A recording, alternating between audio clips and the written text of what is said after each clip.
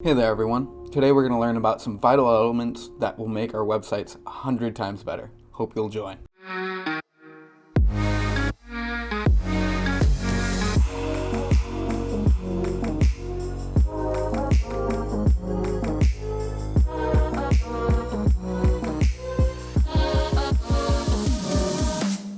So as I stated before, today we're going to be learning about some vital elements, and what you're seeing on the screen right now is actually what we're going to be building towards. It's going to be sort of a social media card sort of situation, and we're going to be using this to learn not only about lists, but images and links as well. So let's get started. To begin, we're actually going to go ahead and start a new code pen. So I'm going to go ahead, move over into this new tab, and to get started, let's go ahead and learn about the image tag. Up to this point, every element we've learned about in HTML has used both the opening and closing tag. And I know we've touched on images before, but let's actually go ahead and take a deeper dive into how exactly it works. So to begin with, images are different in the fact that they only have the opening tag. They require no closing tag because our syntax will end up looking exactly like this. Or, in most cases, you don't even need that the backslash. So, just like that, with an IMG, we have our image. So, let's go ahead and actually look at how we can have this tag work and what it takes to make it work in our favor. To begin, let's go ahead and actually get an image in there. So, for that first component, the most component of an image, we want to find the source. Where are we pulling this image from? Is it coming from the internet? Is it coming from a file? When it comes to this image this attribute for our element, src, it's searching, literally short for search, for a file path or a source for the image. So in this case, what I'll do is go ahead and pull up a link. I had to find a link for the image I want to use for this class. So I'm going to go ahead and link this image of a fake person. These people don't exist. They're automatically generated by an AI, and you'll see them change throughout this lesson. But for now, this will be perfect for our case. So we have an image. We sourced an image through a link that is being sent to our webpage because we added the attribute of a source. So this source can be either directly linked through the web, because our web page should always, if connected to the internet, should be able to pull from other places as well, and load them in for us. But if we're serving in the case of a server, we would be looking for a file path in some cases as well, and we'll touch on that once we get into further development. So alongside this, we can also manipulate attributes like the width of our image. So in this case, I'll go ahead and, just like our other attributes, type out width and set it equal to, let's say, 30% of our page width. And like that, our image shrinks. Alongside this, with our images, we should be able to but we should also be able to link things through the use of our href attribution tag, as well as being able to provide some accessibility for people who potentially can't see the images, or as a failsafe if our image doesn't load, in the case of a broken link or a broken path. And for that, we use an attribute called alt, or alternative. With this, we can go ahead and let's go ahead and describe our image. In this case, we have a random face filling our tag. So in our case, we're actually looking at the website and we don't see the difference. But if someone was having the website read out to them, or if this image failed to load, we'd have a little bit of text here that would read random face. And now that attribute is tied to our image. So that's a quick glimpse into the image tag, as well as what we can do with it and its many attributes. But let's go ahead and put this inside of a container so that we can keep repeating it over and over again. Even though we previously learned about divs as containers for our objects and being able to keep them organized, today we're actually going to be using a different method. This method is known as the list. And when it comes to list, there's two primary types we can use. We have the unordered list. So our element for this will be UL. And let's go ahead and keep the image out of this for now.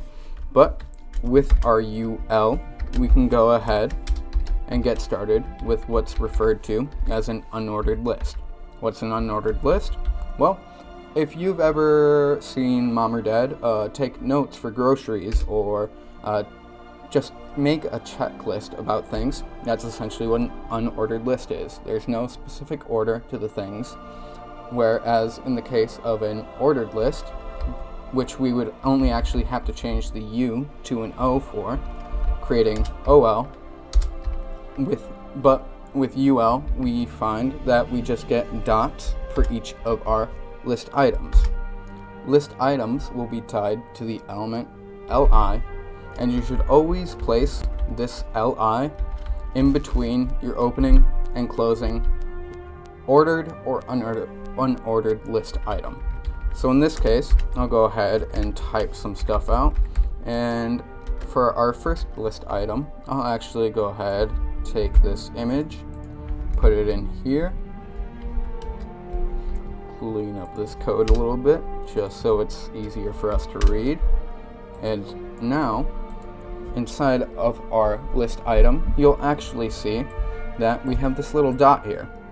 In the future, we'll want to get rid of that, but for now, awesome. What if I change it to OL? Well, that dot should become a 1. Now, that's a quick crash course on list, and we'll actually go ahead and look at how we can style these in the future to look different and have different little caps to start off with. But for now, we can just go ahead and take advantage of the fact that this list will automatically order the list items for us, like so. For the rest of this project, let's go ahead and actually change this ordered list back to an unordered list. And alongside that, before we copy all these items, let's go ahead and add our link. Now, with links, we only have one attribute that we have to worry about, unlike the image. With a link, the A tag is what we'll primarily use, which again will revert back to the normal rules of an open and closing tag. But inside, no matter what we place in, A actually already applies some automatic styles or properties for us. So if I typed Randy McRandom right underneath this name, we'll see it pop up directly to the right, but there's no link. Isn't it supposed to be a link? Isn't it supposed to style automatically? And to that I'll answer yes, but it's because we haven't completed our A tag yet. It's with the with the attribute of href that will convert this into a link. Now you saw as I typed href, it went from black normal text to purple and underlined. We'll learn how to style and change this later on, but for now this will be the default setting for links. A little ugly, but don't worry. In either case, our href will be our reference to whatever we're pointing at. The H stands for HTTP, an H reference, it's essentially just a fancy name for a reference of something else. So in here we can put something simple like google.com, and if we clicked on our link, I'm going to go ahead and save this project before I move on. Click on the link, and like that, 404. Let's see. HTTPS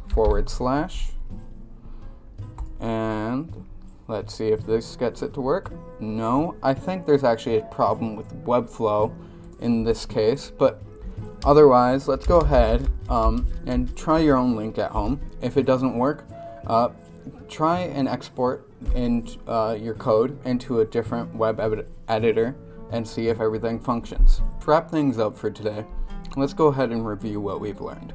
We've learned about our image tag and how it has an attribute of src or source in order to find the image we're trying to load in. We can define the width and the height as attributes as well. And finally, with the image element, we can add an alt text or an alt attribute in order to provide accessibility or a failsafe in the case that our code or image isn't loaded properly. Followed by that, we reviewed the list, both ordered and unordered list, and how it can help us with organizing content, like so, automatically. Just copy and paste link items in, and they'll automatically be ordered vertically in a list. And finally, we have our link, which just calls or sends us to a link through an href, allowing for us to actually get web pages to work and build a website instead of just a single page. So currently, our website doesn't look like this. Don't know why the image isn't loading now, but in either case, let's see if I can get this to work properly. So our code isn't exactly where we need it to be yet, and the reason is it's not styled. We've learned how to style things in line, but with this next episode, my hope is to get you guys started with CSS, and we'll review the basics on this upcoming episode just so that we can get started and start making every element that we've learned look pretty. Hope you'll join me next time.